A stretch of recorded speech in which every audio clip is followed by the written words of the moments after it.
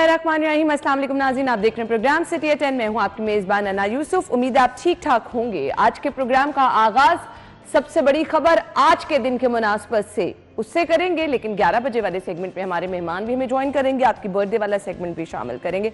अब आप सोच रहे होंगे बड़ी खबर क्या है, आज के दिन ऐसा बड़ा क्या हुआ जो हम डिस्कस करने जा रहे हैं। वजीर आला पंजाब मरियम नवाज शरीफ साहिबा पहली खातून वजीर आला पंजाब जिनको आज 1 साल मुकम्मल हो गया, और 1 साल में जो जबरदस्त कारनामे उनकी जानिब से सर अंजाम दिए गए, आज प्रोग्राम में हम वो गुफ्तगू करेंगे। पंजाब की आवाम उनकी शुक्रगुजार भी है, जिस तरह से खास तौर पर खवातीन के हवाले से हमें सीएम साहिबा हर जगह पे मुतहरिक नजर आई। जो उन्होंने इनिशिएटिव लिए, मुफाद आमा की अगर बात की जाए तो 87 इनिशिएटिव लिए गए, उनका जिक्र भी प्रोग्राम में होगा, और बड़े बड़े प्रोग्राम्स जो कि उनकी जानिब से आवाम की फलाह के लिए उठाए गए उसका भी जिक्र होगा। चाहे धीरानी प्रोजेक्ट देख ले, माजी हमने ऐसी मिसाल नहीं देखी, बहुत ज़बरदस्त तरीके से बाइज्जत तरीके से बच्चियों की शादियां की गई। और इसके अलावा मुफाद आमा, जिसमें आजकल तो हमें हर जगह इलेक्ट्रिक बसें नजर आ रही हैं, नो डाउट एक बड़ा इशू था। और इसके साथ साथ हम बारहा बात कर रहे थे कि जी पोल्यूशन बढ़ती जा रही है, मसाइल इतने ज़्यादा हैं, तो नो डाउट ये एक बड़ा इकदाम उठाया गया। खुसूसी अफराद की मुआवनत की बात की जाए तो बहुत ज़बरदस्त इकदाम, और इसके साथ साथ तलबा को होनहार तलबा को स्कॉलरशिप के हवाले से अगर बात की जाए, बिलाशुबा ये वक्त की अहम ज़रूरत भी है। और इसके साथ साथ जो बड़े कारनामे सर अंजाम दिए गए, पहला कैंसर केयर हॉस्पिटल जिस पर काम भी चल रहा है जी, और इसके साथ साथ बिलासूद कर्जे, तालीम, सेहत, इंफ्रास्ट्रक्चर के हवाले से जो कुछ भी वजीर आला साहिबा ने 1 साल में आवाम को सहूलियात फराहम करने के लिए इकदाम उठाए, प्रोग्राम में हम जिक्र करेंगे। हमारे रिपोर्टर इमरान यूनुस और दुर्रे नायाब ने हमें ज्वाइन किया है। अस्सलाम वालेकुम। बहुत बहुत के वक्त के लिए आज सीएम साहिबा को 1 साल मुकम्मल हो गया, कुछ 1 साल कारकर्दगी पर अगर रोशनी डालें तो मुफाद आमा के प्रोग्राम्स पे पहले हम बात कर लेंगे। 87 इनिशिएटिव उनकी जानिब से लेके। इमरान देखें जी, वाकई पहली खातून वज़ीर आला हैं जिन्होंने 1 साल जो है वो मुकम्मल किया है।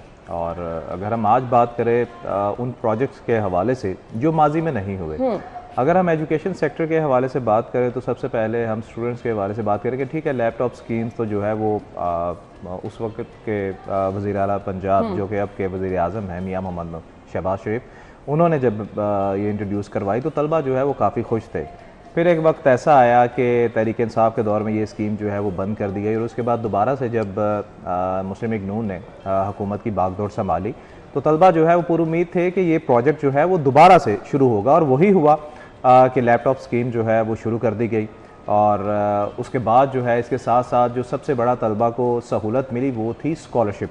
वज़ीर आला पंजाब का जो स्कॉलरशिप प्रोग्राम था, और जो कि अब 30,000 से बढ़ा कर 50,000 स्टूडेंट जो है वो कर दिया गया। भी चाहिए कि तलबा के लिए चीजें बड़ी जरूरी होती है, एप्रिसिएशन बहुत ज्यादा जरूरी होती है। तो सीएम साहिबा की जानिब से इस चीज को बहुत जबरदस्त तरीके से जो है वो अप्रिशिएट भी स्टूडेंट्स को किया गया। और इसके साथ साथ मैंने देखा स्टूडेंट से मुलाकात उन्होंने की, वक्तन फवक्तन बातचीत की। बिल्कुल, देखिए इस हवाले से ये भी ज़रूरी है कि तलबा जो हैं वो हमेशा ज़हीन तलबा के हवाले से अगर बात करें तो हमेशा उनकी यही कोशिश होती है कि ठीक है वो पढ़ाई तो कर रहे हैं, इसके साथ साथ गवर्नमेंट जो है वो भी उन्हें किसी तरीके से सपोर्ट करे। और ऐसा माजी में जो है वो बहुत कम हुआ है, लेकिन अब जो है वो तलबा इस हवाले से भी काफ़ी पुरजोश है कि चाहे बाइक्स हों जिसकी डिस्ट्रीब्यूशन जो है वो पंजाब गवर्नमेंट की जानिब से की गई है, उसके बाद स्कॉलरशिप प्रोग्राम जो है नो डाउट ये भी तलबा के लिए बहुत अच्छा रहा है, बहुत अच्छा रहा है। और इसी तरह लैपटॉप में आना चाहूंगी, हम उसकी भी बात करेंगे। खुसूसी अफराद की मुआवनत, किसान कार्ड कहा जाए, अगर हिम्मत कार्ड कहा जाए, माजूर अफराद की बहाली के हवाले से कहा जाए, तो बड़े ज़बरदस्त इकदाम हैं ये। अच्छा, मैं तो ज़ाहिर बात है कि बहुत सारी बातों पे नाकिद भी रहा, लेकिन मैं एक चीज़ का हमेशा फ़ैन रहा, और मैंने आपको कहा कि जो सबसे पहले मरियम नवाज शरीफ साहिबा ने ज़ेर ज़मीन इंफ्रास्ट्रक्चर को बेहतर करने का काम किया, ये किसी वज़ीर आला ने नहीं किया। और लाहौर शहर के अंदर ज़मीन के नीचे इतने बड़ी पब्लिक मनी को दफनाना, जिसकी अप्रिसिएशन भी उस तरह से लोगों से नहीं मिलती, वो नजर जो नहीं क्योंकि जो दिखता है वो बिकता है ना। सियासत में तो ये बड़ी हरफे आम बात है, लेकिन उन्होंने आते ये इनिशिएटिव जो लिया है ना, मैं इसका बड़ा फैन था, और मैंने ये कहा था कि ये वाकई ही उन्होंने जो लिया। और दूसरा जो इनिशिएटिव आपके, मैं इस जो चीज़ें आपने डिस्कस की उससे हट के तजावजात, वो तो तजावजात पे इतना फीडबैक आ रहा है मुझे किसी भी लाहौर समेत। अच्छा दुर्रे ने पंजाब के हर शहर से, यहाँ पे क्योंकि मैं अक्सर मार्केट्स में जाती रहती हूँ शॉपिंग की गर्ज से, होता ये था पहले जो तजावुजात के खिलाफ कार्रवाई होती थी ना, एक दफा आप गए तो कुछ नहीं नजर आया, जब आप दोबारा गए तो वो सब चीजें, बट अब मैं 2 महीने बाद भी गई हूँ तो मुझे बाजार मेरे क्लोज सर्कल में, मेरी फैमिलीज में, मेरी बाकी दोस्तों में हर बंदा कह रहा है कि जी बाकी बातें एक तरफ, लेकिन जो मरीन नवाज शरीफ साहिबा ने जो काम उन्होंने तजावुजात हटा के किया है ना सिर्फ लाहौर में बल्कि लाहौर से हट के पूरे पंजाब में नजर आ रहा है, पूरे हर शहर में जाके नजर आ रहा है। अब आप लोगों की बात करते हो, आप यकीन जाने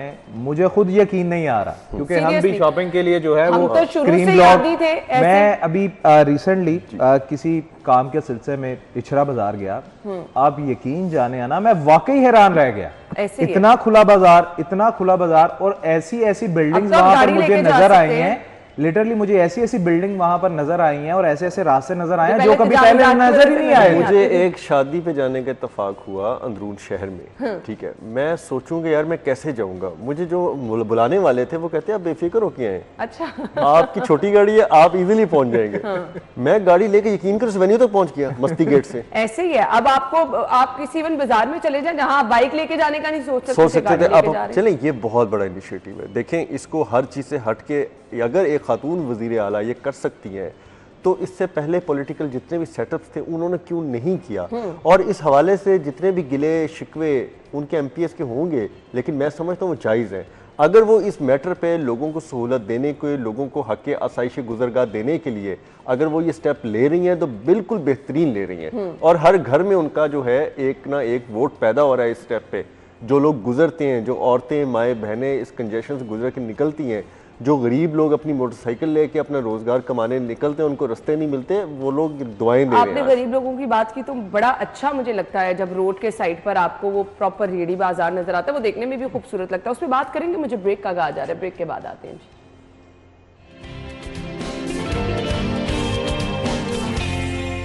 वेलकम बैक। तो सीएम साहिबा की 1 साल कारकर्दगी पर अगर हम नजर डालें तो पूरी जिंदगी में गरीब की ख्वाहिश क्या होती है कि अपना घर मिल जाए, अपनी छत मिल जाए। तो इसके लिए भी सीएम साहिबा की जानिब से बहुत ज़बरदस्त इनिशिएटिव लिए गए। गरीब अफराद के लिए 3 मंजिला के प्लॉट बिल्कुल फ्री देने का ऐलान किया गया, और फिर एक प्रोग्राम ऐसा कि अगर आपके पास प्लॉट है तो आपको रकम दी जाएगी जो कि बिल्कुल सूद के बगैर बिला सूद होगी और आप उससे अपना घर तामीर कर सकेंगे। तो नो डाउट कि बहुत आसानी पैदा की गई दुरे नाया। अच्छा बिल्कुल, मैं ये ब्रेक से पहले भी हम डिस्कस कर रहे थे कि इनिशिएटिव्स जो है जो अवामी फलाह के थे और जो अवामी नब्ज़ के थे उसमें बहुत काम किया गया। नो डाउट इसमें कोई शक की बात नहीं है कि वो मनसूबे शुरू किए गए जिसमें नौजवान नस्ल को कैरी किया गया, आपके हर घर के अंदर जो कमाने वाले लोग हैं उनको कैच किया गया, फिर वो लोग जो अपना हौसला हार जाते हैं किसी भी वजह से, किसी भी माशरती नाकामी की वजह से, कोई अल्लाह ताला की तरफ से कोई ऐसी मजूरी हो जाए उसकी वजह से उनको बड़ा हौसला दिया गया।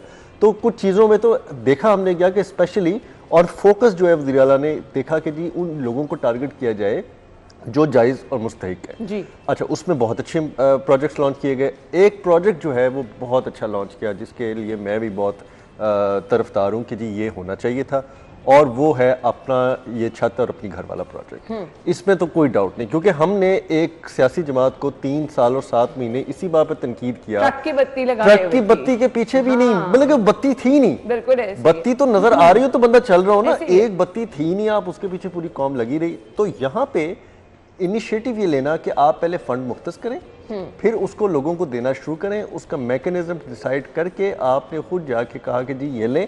लाहौर टाउनशिप में उसका आगाज़ किया, वहाँ पे आपने बुनियाद रखी, और फिर उससे आगे जाके कि जो लोग मुस्तहिक थे उनके लिए ये भी सोचा कि उनको कुछ पैसे फर्नीचर के लिए भी दे देने चाहिए। अच्छा, कुछ लोगों को रेनोवेशन के लिए जो कुछ कर सकते हैं उनको वो भी कर देना चाहिए। अच्छा, उस प्रोजेक्ट के अंदर बहुत सारी चीज़ें मैं समझता हूँ कि वो मॉडिफाई की जा रही हैं, मज़ीद बेहतर लाने के लिए, अच्छा प्रोजेक्ट को करने के लिए वो चीज़ें लाई जा रही हैं। और सबसे अहम बात कि वज़ीर आला उसमें तमाम तर जो फाइनेंशियल बर्डन है ना वो उठा रही हैं। बंदरा के वज़ीर आला कहते हैं जो भी हो, वो कहते हैं यार हमें इससे क्या लगे, कल को हमसे पूछा जाएगा कि आप आवाम को इतनी सहूलियत देके ये पैसे दे रहे थे, ये कर रहे थे, वो कर रहे थे। वो इस चीज़ का बिल्कुल परवाह नहीं करती। मैंने उनको ब्लंट देखा इस मामले में, और मैंने एक जगह ये भी कहा कि एक बहुत अच्छे विजनरी ख़ानदान से अगर ताल्लुक़ रखती हैं तो उनको बिल्कुल ब्यूरोक्रेसी से हट के फैसले करने चाहिए। शायद मेरी बात तो नहीं, लेकिन किसी ने उन तक ये बात पहुँचा दी होगी। अब वो बहुत सारे हट के फैसले करते नजर आती हैं जिसमें उनको कामयाबी भी मिल रही है। नौजवानों को बिला सूद कर्जा देना, ख़वातीन और नौजवान स्टूडेंट्स को बाइक्स, इलेक्ट्रिक बाइक्स देना, लाहौर शहर में इलेक्ट्रिक बसेस को लाना और उनको सड़कों पर रवा दवा करना, इसके साथ बहुत सारे ऐसे इनिशिएटिव्स हैं। ये आपने इलेक्ट्रिक बसों की बात की, तो इस पे रोशनी डाल दीजिएगा, कितनी ज़रूरी थी? मैं चाहता हूँ ये नागुज़ीर थी। एक वर्ड यूज़ होता है ना कि अब इसके बगैर ये मामला नागुज़ीर है, ये नागुज़ीर था क्योंकि आपका फ्यूलिंग इतनी महंगी है। आपकी बसें इस वक्त जो चल रही हैं, मेट्रो बसेस हो जाएं, चाहे आपकी ऑरेंज लाइन इलेक्ट्रिक से चल रही है, वो इतना ज़्यादा फ्यूल एफिशिएंट नहीं है। आपके पास इलेक्ट्रिक बसों के लिए प्रोविज़न तो थी, लेकिन उसको लाएगा कौन? उसको लाना, उसको मंगवाना, उस पर प्रायोरिटी सेट करना, उसको एक्सटेंड करना और ऑब्सोलीट बसों को उतार के नई फ्लीट में इलेक्ट्रिक बसें शामिल करना, ये यकीनन इनका इनिशिएटिव है। बहुत अच्छी बात है।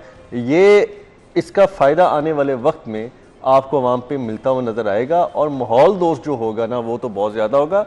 आपकी पब्लिक ट्रांसपोर्ट, आपके अवामी ट्रांसपोर्ट जो इस वक्त पोल्यूशन पैदा कर रही है ना, आपको उसको नीमुल बदल तो लाना पड़ेगा। और ये आज से ही अगर इनिशिएटिव लिए हैं, तो जब हमें स्मॉग के निर्गे में हमारा शहर होता है, तब देखिएगा कि बहुत इसका फर्क नुमाया जो है वो नजर आएगा, क्योंकि एक बड़ा रोल यही कहा जाता था कि ये बड़ी बड़ी बसें जो हैं, पब्लिक ट्रांसपोर्ट जो है, धुआं छोड़ती गाड़ियाँ, ये स्मॉग की वजह बन रही हैं। तो ये बड़ा ज़बरदस्त इक़दाम है। इमरान, देखिए जी, हम अगर माहौलियाती आलूदगी के हवाले से बात करें तो हमेशा मेरा और दुर्रे ने आपका भी यही मौक़िफ़ रहा है कि शहर में जो ट्रैफिक है वो भी एक बड़ी वजह बन रही है कि माहौलियाती आलूदगी जो है, स्पेशली लाहौर के, उसमें इजाफा हो रहा है।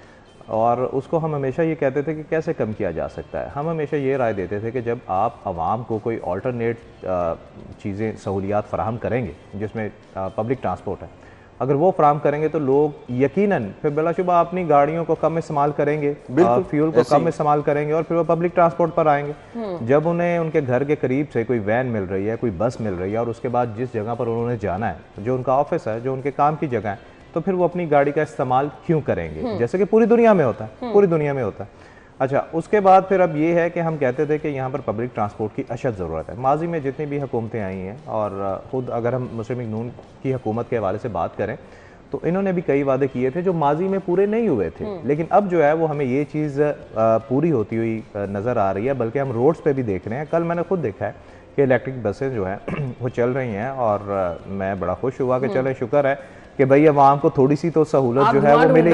कहीं से धुआं तो नहीं निकल रहा। तो वो लिटरली वो रोड पे चलती हुई बड़ी अच्छी लग रही थी कि हर बंदा जो है वो देख रहा था। और नो डाउट ये बड़ा जबरदस्त इकदाम है, इसको जितना अप्रिशिएट किया जाए उतना कम है। कैंसर हॉस्पिटल, सरकारी हॉस्पिटल वक्त की अहम ज़रूरत थी। मैंने बहुत सारे कैंसर पेशेंट को देखा एड़ियां रगड़ते हुए, जो अस्पताल मौजूद हैं। लास्ट स्टेज के कैंसर के पेशेंट को वहां पे इलाज मुआवजा फराहम नहीं किया जाता, जबकि शहर के बाकी दीगर अस्पतालों में कैंसर के इलाज के हवाले से प्रॉपर इंतजाम नहीं था।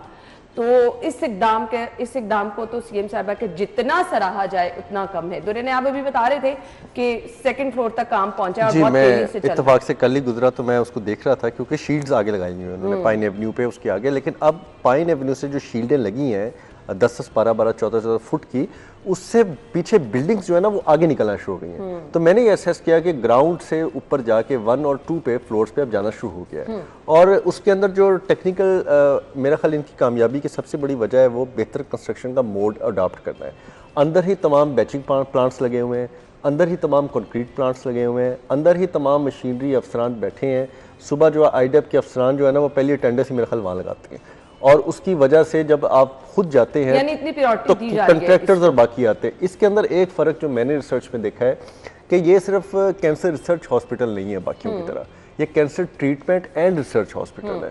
और उसके बाद जो इसमें ऐलान करदा बातें हैं उसमें मरियम नवाज शरीफ साहिबा चीन का दौरा में अगर मैं उससे बहुत अगर वो कर पाती हैं, कोई ऐसी आप वैक्सीन लेकर आ रहे हैं, देखें अगर वो कर पाती हैं सरकारी सतह पे कि आप एक ऐसा कैंसर हॉस्पिटल दे जाएं जिसके अंदर केमोथेरेपी के अलावा जदीद टेक्नोलॉजी के भी अडॉप्ट किया गया, और आप चाइना वाली जो चाइना में इस्तेमाल हो रहा है आप उसको ले आते हैं, बहुत बड़ा। तो चले आप तो ये वो चीजें हैं कि जिसमें बहुत ज्यादा आपकी कोई शोहरत गेन नहीं होगी, लेकिन आप जो लोगों के लिए काम कर जाएंगे ना, ऑनेस्टली दुआएं बहुत समय दुआएं मतलब कि एक चीज होती है ना। अब मिसाल के तौर पे मैं देता हूँ कि एक लीडर ने अपने घर तक रास्ता बनवा लिया, ठीक है, और उन्होंने कहा कि मैंने जो कौमी तोहफे बेचे थे ना तो मैंने तो रास्ता बनवाना था ना उसका, ठीक है जी, कि मेरे घर तक तो सारी पब्लिक गुजर के जाती थी। हाँ जी, ऐसी है। अब ये वो बीमारी है जो अल्लाह ताला की तरफ से अगर किसी को आ जाती है, जरूरी नहीं है कि आप उसमें से गुजर रहे हो या गुजरे हो, ठीक है, आप लोगों को उसमें मरते देख रहे हैं, आपने लोगों के लिए वो रास्ता बनाया और आपने उस रास्ते पे नहीं जाना। सही बात। अल्लाह किसी को ना लेके जाए उस बीमारी वाले रास्ते पे, लेकिन आप एक वो काम करके जा रहे हैं जो किसी को रास्ता फराहम कर रहे हैं कि अल्लाह उसे शिफा दे और वो गुजर जाए। तो मैं समझता हूँ कि ये सियासत और किसी भी तनकीद से हट के बालातर होनी चाहिए। ये उनका एक बहुत बड़ा इनिशिएटिव है, मैं इसको भी बहुत हाईलाइट करता हूँ ऑनेस्टली। बाकी जितने भी इनिशिएटिव में आपका, मैं ये पढ़ रहा था एक डिटेल में कि जो मरियम की दस्तक प्रोग्राम में कुछ चीज़ें शामिल की गई हैं और जिसके आगे लोगों को लोग फीडबैक दे रहे हैं, क्योंकि अगर हमने होटल भी देखना होता है ना, खाना खाना है दोपहर को, तो हम गूगल करते हैं कि जी हाई रेटेड कौन है, उसमें लोग फीडबैक दे रहे हैं कि 5 स्टार रेटिंग है, 7 स्टार रेटिंग है। अब इन प्रोजेक्ट्स पे लोग भी रेटिंग दे रहे हैं, जो हमारे भी बतौर जर्नलिस्ट एक फीडबैक का जरिया है, हम उससे अपनी राय को थोड़ा सा बेहतर करते हैं। हमें नजर आ रहा होता है कि लोग इसके बारे में क्या कहते हैं जी। क्योंकि अब हर घर में मोबाइल है, हर बच्चे बड़े बुजुर्ग के हाथ में मोबाइल है, अब औरतें भी बहुत अच्छे तरीके से मोबाइल का इस्तेमाल कर रही हैं, तो वो बड़ा जेन्युइन फीडबैक होता है। उसके अंदर सुथरा पंजाब का बहुत अच्छा फीडबैक आ रहा है। मैं खुद लाहौर में देख रहा हूँ कि सफाई का म्यार बढ़ता जा रहा है। सफाई सुथराई लाहौर, यही लाहौर वेस्ट मैनेजमेंट कंपनी, ये भी सीएम साहिबा का बहुत बड़ा क्रेडिट। मैं यही कह रहा हूँ ना कि जी वो भी फीडबैक आ रहा है, अस्पतालों के बाहर से, अस्पतालों के अंदर से, मुख्तलिफ जगहों से आपका ये कूड़ा कचरा उठाना, बर वक्त उठाना और रैपिडली उठाना, ये बहुत बड़ी अच्छी बात है। और यही लाहौर वेस्ट मैनेजमेंट कंपनी थी जो पहले भी थी लेकिन उस तरह से इफेक्टिव नहीं थी जी, बिल्कुल। लेकिन अब कर रही है तो अब बहुत इफेक्टिव काम है। पानी साफ फराहमी के मंसूबे, पानी के अलावा निकासी आपके मंसूबे लाहौर से जो इनिशिएट किया गया, और जो साफ पानी फराहमी के 4000 वाटर फिल्ट्रेशन प्लांट पूरे पंजाब में लगाए जाने हैं, जिसके लिए साफ पानी अथॉरिटी को फाल किया गया है, वो भी एक बहुत बड़ा इनिशिएटिव है कि 3-4 कंपनियां थी, उनको ख़त्म करके उनके तमाम वसाइल को एक छत के नीचे ला के आबे पाक साफ पानी कंपनी को ख़त्म करके पंजाब साफ पानी अथॉरिटी बनाना और उसको आगे पूरा ये टास्क देना कि दूर दराज इलाकों में 4000 फिल्ट्रेशन प्लांट लगाएं। ये बहुत बड़ी बात है, क्योंकि अब जाके चोलिस्तान में भी लगेगा, अच्छा, बहावलपुर में भी लगेंगे, लोधरा में भी लगेंगे, आपके डिप्राइव्ड एरियाज में लगेंगे, जाके जनूबी पंजाब जहाँ पे साफ पानी नहीं मिलता वहाँ भी लगेंगे, आपके अपर पंजाब में जहाँ पे पानी की सहूलियत नहीं है, बहुत ज़्यादा मुश्किल होता है पानी आने में, झेलम दीना ये ऊपर जाके पिंडी तक, वहाँ पे भी पानी की सहूलियत आएंगी, तो ये बहुत अच्छी बात है। तो बहुत बड़ा इकदाम है। अच्छा जी, ब्रेक ले लेते हैं, ब्रेक के बाद कुछ लाहौर डेवलपमेंट पैकेज की बात करेंगे, ब्रेक के बाद आते हैं जी।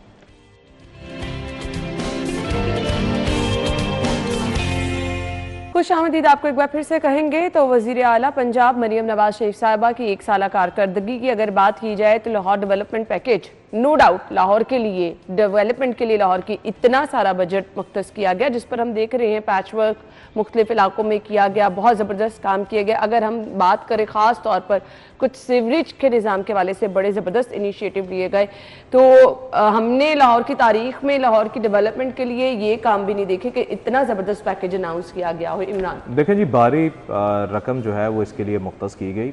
माजी में भी ऐसे मंसूबों के लिए जो है वो भारी रकम मुख्तस तो की जाती रही है, लेकिन होता ये था यहाँ तो वो प्रोजेक्ट शुरू नहीं होते थे, फाइलों की नज़र हो जाते थे, या वो शुरू हुए हैं तो 15-20 दिन बाद हम ही उन रोड्स पे खड़े होके बता रहे होते थे कि जी 15-20 दिन पहले काम हुआ है और गड़े जो है वो देख लें, गाड़ियाँ ख़राब हो रही हैं, गर्दो गुबार उड़ रही है और बुरा हाल है।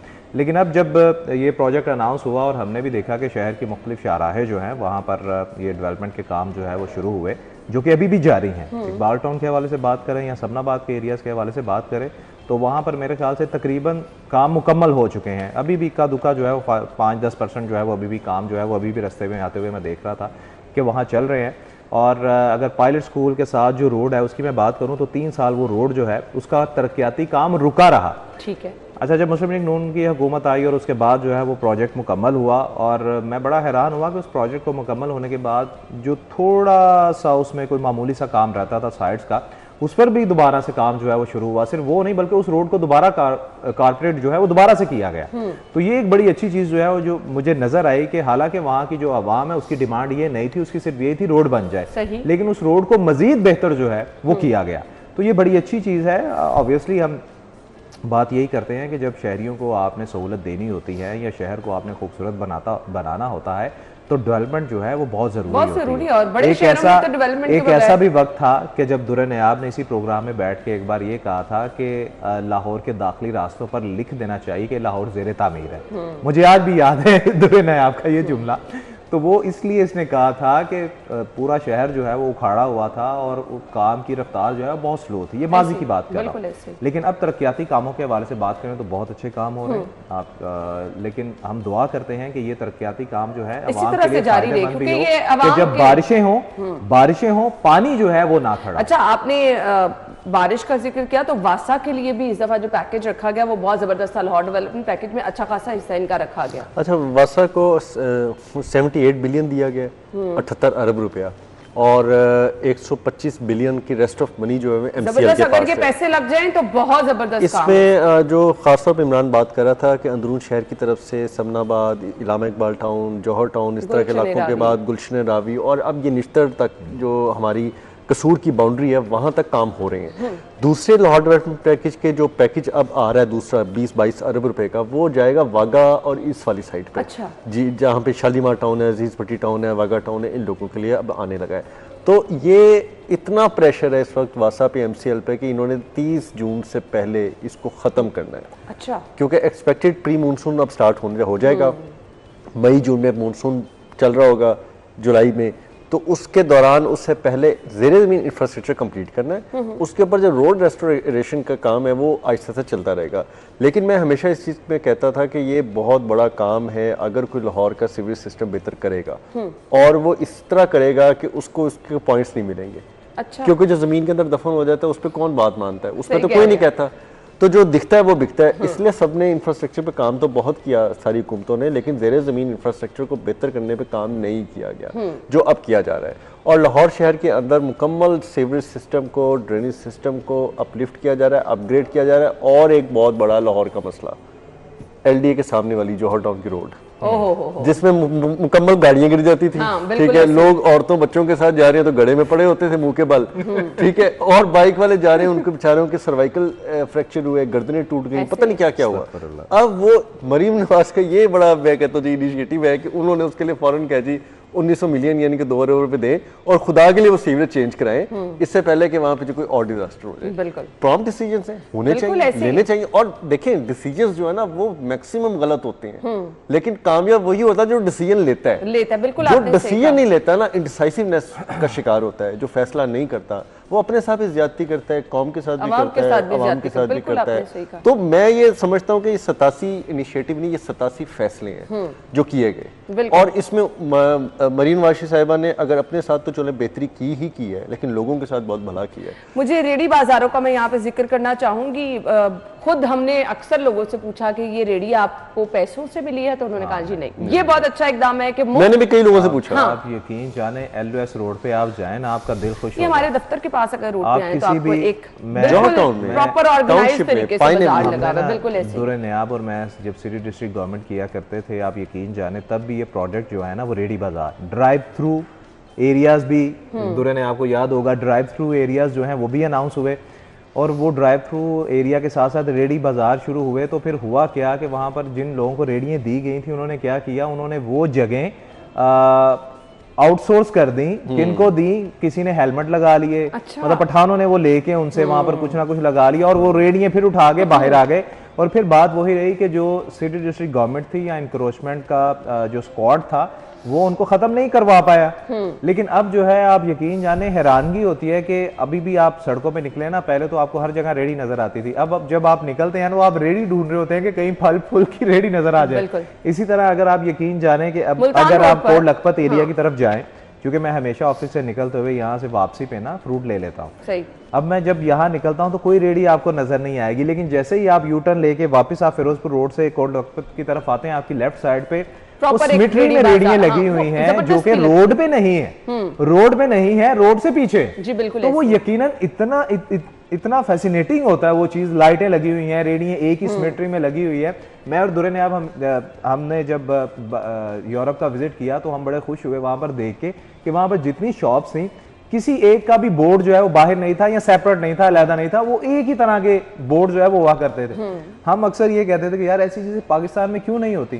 तो अब जब आप ये रेडी बाजार देखते हैं ना, तो आप यकीन जाने आपको बड़ी खुशी होती है। यही चीजें जो है हम इसको लिंक करते हैं इंक्रोचमेंट से, कि अब वही बात फिर मैं दोबारा करूंगा कि इंक्रोचमेंट आप कहीं भी शहर में चले जाए ना, अब आपको देखने से इंक्रोचमेंट नहीं मिलती।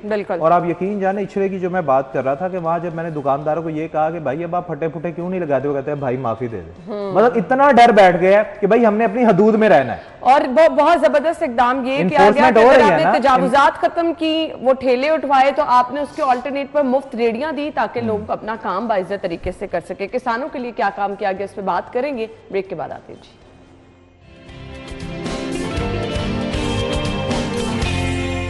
Welcome back once again. किसानों के लिए जो मिसाली इकदाम सीएम साहिबा की जानिब से उठाए गए, किसान कार्ड और फिर इसके साथ साथ free tractor scheme, no doubt ये एक अहम कारनामा है सीएम साहिबा का। जी बिल्कुल, देखिए जी 50 अरब के बिलासूद कर्जे जो हैं वो रखे गए और उसकी फ्राहमी जो है वो भी की गई किसानों को। किसान जो है वो हमेशा जो है वो हमें यही नज़र आता रहा है कि जब वो प्रोटेस्ट करते रहे हैं तो उनका यही कहना था कि जो फसल जो भी वो काश्त करते हैं उन्हें उनका मुआवजा जो है वो नहीं मिलता, चूँकि महंगाई बहुत ज़्यादा है और चीज़ें जो है वो इतनी महंगी हो चुकी है, जिसमें बिजली का बिल है, बाकी सारी चीज़ें हैं, तो उन्हें उतनी इनकम नहीं होती, उतनी आमदन नहीं होती, जिसकी वजह से वो जो है वो अब उन्होंने बेशतर किसानों ने तो ये काम करना शुरू कर दिया था कि उन्होंने अपनी फसलें ख़त्म करके वहाँ सोसाइटीज़ जो हैं वो बनाना शुरू कर दी थी। लेकिन उसके बाद जो है उन्हें बिजली के बदले जो है वो सोलर प्रोजेक्ट जो है वो भी हुकूमत की जानिब से इंट्रोड्यूस करवाया गया कि किसानों को सोलर पैनल जो है वो दिए गए, फिर सस्ते ट्रैक्टर जो हैं वो दिए गए। उसके बाद जो है 50 अरब के बिलासूद कर्जे जो है उनकी फराहमी किसानों को शुरू कर दी गई। तो किसान को दोबारा से खुशहाल करने के लिए ये स्कीमें जो है ये बहुत अहम रही। तो जब आप देखें कि आपका किसान जब खुशहाल होगा तो सिर्फ फिर किसान खुशहाल नहीं होगा, फिर ऑब्वियसली वो दोबारा से जो है वो YBG करेगा, फिर कुछ ना कुछ वो उगाएगा और वो चीज़ें जो हैं वो ना सिर्फ उसे आपकी मईशत जो है वो बेहतर होगी, बल्कि मार्केट में जब वो चीज़ें आएंगी तो वो आम सारिक को भी सस्ते दामों जो है वो मिलेगी। तो ये चीज़ें जो है ये बहुत ज़रूरी थी, स्पेशली किसानों के हवाले से। बिल्कुल, और उसके समरात मेरे ख्याल से फिर आपको नजर भी आते हैं। धीरानी प्रोजेक्ट की अगर हम बात करें, जी बिल्कुल, मेरा ख्याल है कि किसी यतीम, जहेज भी दिया गया, सलामी भी दी गई, किसी ज़रूरतमंद के सर पे दस्ते शफ़क़त रखना, ये वैसे ही बहुत बड़ी नेकी की बात है। और इसमें अगर आप ये देखें कि हट के सियासत की तरफ ना इसको लेके जाएं, तो मेरा ख्याल ये अखलाकी तौर पे बतौर वज़ीर आला Punjab, chief executive of the province, ये उनकी एक जिम्मेदारी भी थी और ये एक उनकी बुनियादी, मैं कहता हूँ जिम्मेदारियों में से एक जिम्मेदारी थी जिसको निभाया गया ऐसे तरीके से। लोगों को अच्छे तरीके से रुखसत किया गया, ना सिर्फ रुखसत किया गया बल्कि उन्होंने ख़ुद भी जाके शमूलियत इख्तियार की, अपने वज़रा को भी पाबंद किया। एक वज़ीर की जिम्मेदारी ये और डिवीज़न की ड्यूटी लगाई कि आप फ़लानी डिवीज़न में जाके ये काम सर अंजाम देंगे, आप फ़लानी डिवीज़न में जाएंगे, आप फ़लानी डिवीज़न में जाएंगे और वहाँ पे इसको सुपरवाइज़ करेंगे। और ये नहीं हो सकता कि किसी गरीब की बच्ची जो है वो अगर दस्तक दे हमारे तक हुकूमत पंजाब को और वो घर बैठी रह जाए, सिर्फ चंद लोगों की जो है वो मेहमान नवाजी, जहेज़ और किसी आज इस तरह की आसाइश के बदले में, तो ये नहीं होगा। इसके लिए प्रायोरिटी में फ़ंड इकट्ठा करना, उसको जमा करना, उसको जमा करके उसके लिए मुख्तस करना, फिर उसको एक्सपेंड कराना, उसके बाद उस मामलात में अपने वज़रा को, काबीना को इंगेज करना, ये एक अच्छी स्ट्रेटजी थी। मेरा ख्याल है कि अगर कुछ भी ना हो, अगर 50% भी उस पर मुस्तहिक बच्चियाँ अपने घरों को पहुँच जाएँ, तो मुझे बताएं इससे बड़ा क्या काम होगा? बहुत बड़ा। इससे ज़्यादा और क्या इस माशरे पे बेहतरी का एक तरफ ले जाया जा सकेगा सरकारी फ़ंड्स की तरफ इस्तेमाल करते हुए, कि अगर आप किसी गरीब की बेटी को उस बाइज़्ज़त तरीके से उसके घर, उसके ससुराल रवाना करते हैं। No doubt. तो ये बहुत अच्छा प्रोजेक्ट था, ठीक है। मैं हमेशा इन तरह के प्रोजेक्ट्स को कहता हूँ कि ये प्रोजेक्ट्स होने चाहिए, ये प्रोजेक्ट्स नहीं रुकने चाहिए। आप डेवलपमेंट रोक दें, आप बहुत सारी चीज़ें रोक दें, आप ठीक है आप कहें कि जी बहुत ज़्यादा जी ख़रीदारियाँ अयाशियाँ नहीं करनी, लेकिन ये काम जो है वो करना है। आपको उसमें अक़लियतों के साथ जो बर्ताव किया गया वो भी बहुत अच्छा है, नो डाउट, ठीक है। उनको राइट्स मिले, लोकल गवर्नमेंट एक्ट के अंदर अमेंडमेंट करके उनकी शादी के इस्लाहात की गई, बहुत सारी चीज़ें की गई, मसीही बरादरी के साथ, हिंदू बरादरी के साथ, दीगर जो हमारे अक़लियतें यहाँ पे बसती हैं उनके साथ। मेरा ख्याल है कि उस जो एक दौर था, आपको याद होगा, टारगेट हो रहे थे, हर एक दूसरे के साथ बहुत ही ज़्यादा तनाव का सामना करता था, अक़लियतें गैर महफूज समझती थी, अब वो नहीं है। बिल्कुल। कोई ही इंटरनेशनल तौर पर किसी की कोई कंप्लेन कभी भी मैंने नहीं इन दिनों में पढ़ी कि किसी ने कहा हो कि पाकिस्तान में अक़लियतों के साथ ये हो गया। बिल्कुल। उस पर कंट्रोल किया गया। और उस पर कंट्रोल दो ही सूरतों में हो सकता था कि आप एक डिस्पैरिटी ख़त्म कर दें जो उनके साथ नाइंसाफ़ी ना और बिला जवाज़ जो उनके साथ एक अलहदा बर्ताव किया जा रहा है वो ख़त्म कर दें, और दूसरा कानून में इस्लाहात ला के उनको तहफ़्फ़ुज़ दें बिल्कुल कि कोई बंदा कानून का गलत इस्तेमाल करके किसी भी अक़लियत को निशाना ना बनाए। ये दो चीज़ें हो जानी थी, कोई भी गवर्नमेंट कर सकती थी, बुज़दार साहब की गवर्नमेंट भी कर सकती थी, परवेज़ इलाही साहब की गवर्नमेंट भी कर सकती थी। एक आखिरी जो इंपॉर्टेंट, क्योंकि टाइम आपके पास भी ज़ाहिर कम है प्रोग्राम का, जो आखिरी इंपॉर्टेंट बात है कि इस वक्त मैं नहीं समझता कि सिफारिश पे या पैसे दे के कोई ट्रांसफर पोस्टिंग हो सकती है। अच्छा, ये तो बहुत बड़ा मैंने ये अब no काफ़ी doubt। ऑब्जर्व किया है और मैं इसके पीछे ना काफ़ी देर से था। कुछ नाराज भी लोग थे, अच्छा। सियासी इन्हीं की जमात के, कि जी हमारी तो सुनी नहीं जाती। वो सुनी क्या नहीं जाती थी कि नाजायज़ ट्रांसफर पोस्टिंग, अपना DPO लगवाना, अपना DC लगवाना, अपने इलाके में तजावज़ ना करवाएं जी, ना गिराएं, इलाके क्लीन ना साफ करें, उसमें मरीन नवाज साहिबा ने जो है ना बिल्कुल जीरो कर दिया। जबरदस्त। और फैसलाबाद वाक़ये के बाद CPO फैसलाबाद, RPO फैसलाबाद को डीसीट करके उन्होंने मैसेज दिया है कि जो नाइंसाफ़ी करेगा ना वो टॉप टू बॉटम जो है ना वो सज़ा का मुस्तहिक होगा। तो ये वाले इक़दामात होते हैं जो किसी भी वज़ीर आला को, प्रोविंस को, चीफ एग्जीक्यूटिव को करने चाहिए ताकि बाकी फोर्स में भी वाइब जाए कि अब नहीं होगा। अब नहीं, बिल्कुल। तो अब ये चीज़ें तो मैं देख रहा हूँ कि बड़ा कंट्रोल है। वो वाला मामला नहीं है जो बुज़दार साहब परवेज़ दौर के में होता था कि एक बंदा जा रहा है, वो ट्रांसफर पोस्टिंग कर रहा है, दूसरा जा रहा है फिर तोहफा लेके जा रहा है, वो ट्रांसफर पोस्टिंग करवा रहा है। जबरदस्त तरीके से अप्रिशिएट भी करते हैं। ट्रांसफर पोस्टिंग मेल बंद हुई है, चलें, शुक्र ये है। तो बहुत जबरदस्त इकदाम उठाया गया है। अच्छा, बच्चों के लिए दिल का हॉस्पिटल बनाने का भी CM साहिबा की जानिब से कहा गया। ये शहबाज शरीफ साहब ने भी कहा, निगरान वज़ीर आला जब आए उनकी तरफ से भी इस मामले पर बहुत तवज्जो दी गई। अच्छी चीज़ है कि CM साहिबा ने ऑन किया और इस पर अब काम करने का कहा। बिल्कुल, देखिए जी, अशद ज़रूरत है। जिस तरह हम बात करते हैं कि शहर में, लाहौर शहर में बड़े बड़े हॉस्पिटल जो हैं वो मौजूद हैं, और बच्चों के हवाले से अगर बात करें, वैसे तो हर हॉस्पिटल में छोटे छोटे ऐसे बच्चों के लिए अलहदा वार्ड्स मौजूद हैं, लेकिन अगर बात की जाए चिल्ड्रन हॉस्पिटल के हवाले से तो अभी भी आप यकीन जाने, जब भी वहाँ पर हम गए हैं, हमारा विजिट हुआ है, वहाँ पर इस कदर रश होता है, इस कदर रश होता है कि खुद हॉस्पिटल के लिए मैनेज करना जो है वो मुश्किल हो जाता है। तो स्पेशली बच्चों के लिए एक अलहदा मज़ीद हॉस्पिटल की जो है वो अशद ज़रूरत थी, और ये डिसीजन जो है ये बहुत अच्छा, और मुझे लगता है कि ये डिसीजन जो है ये बाकी अज़ला में भी जो है उसके लिए शुरू किया जाएगा। सिर्फ लाहौर के लिए नहीं बल्कि बाकी अज़ला में भी ये चीज़ें जो हैं वो शुरू की जाएगी, चूँकि चिल्ड्रन हॉस्पिटल में अगर आप देखें तो ज़्यादातर मरीज़ जो हैं वो आपको दीगर शहरों से, दीगर इजला से यहाँ पर आते हैं, और वो और इसीलिए प्रेशर ज़्यादा ना कि आपके आसपास जितने शहर हैं वहाँ से ज़्यादा लोग चिल्ड्रन हॉस्पिटल, जैसे PIC में लोग आते हैं, लोगों को लगता है जी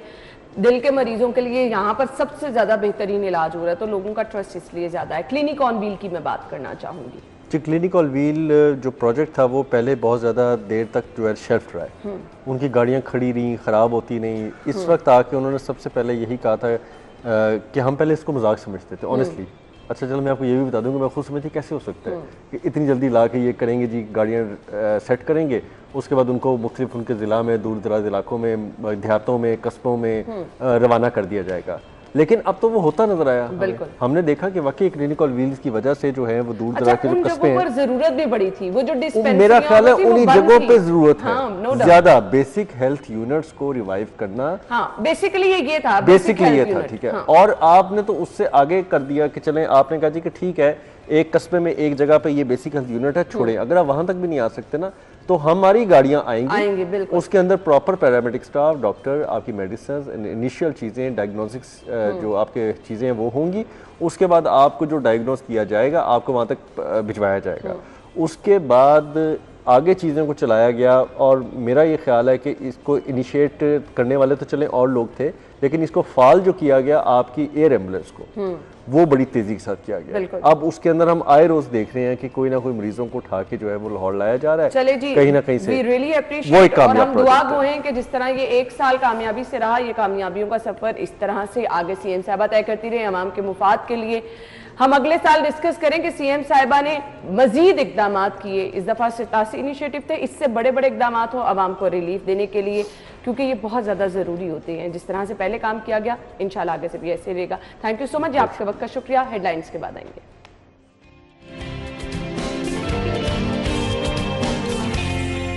स्टूडियो में आपको एक बार फिर से खुश आमदीद कहेंगे। आज का शो मैं स्पेशल इसलिए भी कहूँगी क्योंकि हमें हमेशा से आपकी सेहत का बहुत सारा ख्याल रहता है। जान है तो जहान है, प्रिवेंशन बहुत ज़रूरी है और प्रिवेंशन के पेश नज़र ही हमारे मुख्तलिफ प्रोग्राम्स होते हैं ताकि हम आपको बताएं कि वो चीज़ें जो कि हम अक्सर इग्नोर करते रहते हैं, वो अलार्मिंग साइन जो हम अक्सर इग्नोर करते रहते हैं, वो किसी ना किसी बड़ी बीमारी का पेश खैमा हो सकते हैं। आज के प्रोग्राम में भी हम बात करेंगे कैंसर का मर्ज क्यों बढ़ता चला जा रहा है, इसके इलाज पे तो कहीं बाद में जाके बात करेंगे, लेकिन सबसे पहले बात करेंगे प्रिवेंशन की। आपने इससे महफूज कैसे रहना है, कौन लोग रिस्क फैक्टर पे होते हैं, कौन लोग कैंसर के मर्ज का शिकार जल्दी हो सकते हैं, मुख्तलिफ इकसाम के कैंसर से महफूज कैसे रहा जा सकता है, और इसके साथ साथ फिर आ जाएंगे कि जी इसका इलाज मुआलजा क्या है। जी डॉक्टर आसिम यूसुफ साहब ने हमें ज्वाइन किया है, chief medical officer Shaukat Khanam memorial cancer अस्पताल है। अपने प्रोग्राम में वेलकम कहेंगे। अस्सलाम वालेकुम डॉक्टर साहब। Thank you so much. सबसे पहले तो रीजन बता दें, अल्लाह ताला रहम करे, हम देखते हैं बहुत ज्यादा ये कैंसर का मर्ज बढ़ता चला जा रहा है, वजूहात इसकी क्या हैं? इसकी कई जी वजूहात हैं। सबसे पहले तो अवेयरनेस बढ़ती जा रही है, कैंसर की ज़्यादा डायग्नोज हो रहा है।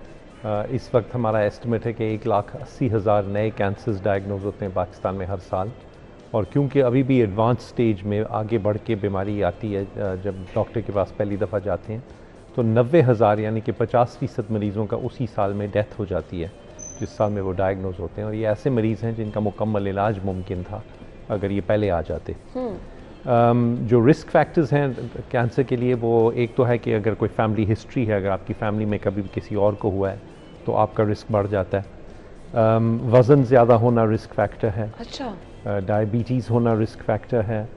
फिर कुछ हमारी आदतें होती हैं, जैसे सिगरेट पीना, तंबाकू किसी भी फॉर्म में इस्तेमाल करना, चाहे वो मुंह में नस्वार के ज़रिए, फिर पान, छालिया, गुटखा, इन चीज़ों से भी कैंसर होता है, जबड़े का, ज़बान का। ख़वातीन में छाती का कैंसर जो है वो सबसे कॉमन है, और पाकिस्तान में ओवरऑल भी हमारे शौकत खानम हॉस्पिटल्स में लाहौर और पेशावर में सबसे कॉमन कैंसर छाती का कैंसर है ख़वातीन में। वो एक ऐसा बीमारी है जो अगर ख़वातीन अपनी छाती का हर महीने ख़ुद मुआयना करें अपने हाथ से, अर्ली स्टेज पे कोई गिल्टी महसूस हो, कोई लंप हो, तो उसको फ़ौरन चेक कराएं, तो ये इंटायरली क्योरेबल है। स्टेज 0, स्टेज 1 में 95% से ज़्यादा मुकम्मल इलाज हो जाता है, जबकि हमारे यहाँ 40 ज़्यादातर मरीज़ स्टेज 3 में आते हैं, जबकि सिर्फ 40% रिस्पॉन्स रेट होता है। सही। ये हमने बात कर लीजिए कि कौन कौन से रिस्क फैक्टर होते हैं, किन लोगों को चांसेस ज़्यादा होते हैं कैंसर उनके। डॉक्टर साहब, क्या बच्चों में भी उतने चांसेस होते हैं? ये इसमें किसी एज का होना ज़्यादा ज़रूरी नहीं है? जी, कैंसर हर उम्र में होता है। हमारे जो शौकत खानम के हॉस्पिटल्स हैं उनमें 11% जो मरीज़ हैं वो बच्चे होते हैं, तो काफ़ी ज़्यादा है। एडल्ट्स में भी उतने चांसेस हैं? एडल्ट्स में भी हैं, बच्चों में मुख्तलिफ कैंसर्स होते हैं। एडल्ट्स में, बच्चों में कुछ कॉमन है, लेकिन बच्चों में अच्छी खबर ये है कि ज़्यादातर कैंसर्स जो हैं उनका मुकम्मल इलाज मुमकिन है। ग्रेट।